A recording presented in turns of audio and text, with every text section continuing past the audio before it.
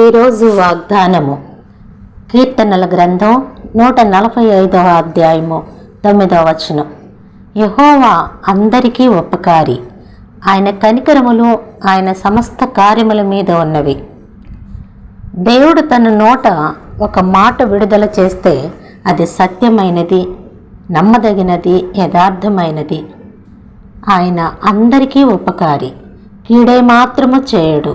నీతిమంతుల మీదను అనీతిమంతుల మీదను కనికరము చూపుతున్నాడు. అంతేకాదు, అందరికీ గాలిని, వర్షాన్ని, సూర్యకాంతిని అందిస్తున్నాడు. పాపాన్ని ద్వేషించి ఎంతటి పాపినైనా ప్రేమించి వారి పాపముల నుండి విడుదల చేసేవాడు. ఆయన ప్రేమకు హద్దులు లేవు, ఆయన క్షమాపణకు ఎల్లలు లేవు.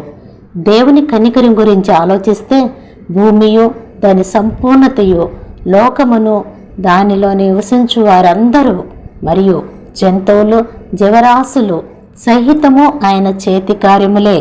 ఆకాశములోని సూర్య చంద్ర నక్షత్రములు కూడా ఆయన మాట చేత సృష్టింపబడినవే. వాటన్నిటిపైన, ముఖ్యంగా ఆయన చేతి పని అయినటువంటి మానవుని పైన ఆయన కనికరము నిలిచి ఉంది. ఆయన కనికర సంపన్నుడు, దయాదాక్షిణ్య పూర్ణుడు, దీర్ఘశాంతుడు. ఏదైనా అవసరతలో ఉన్నావా?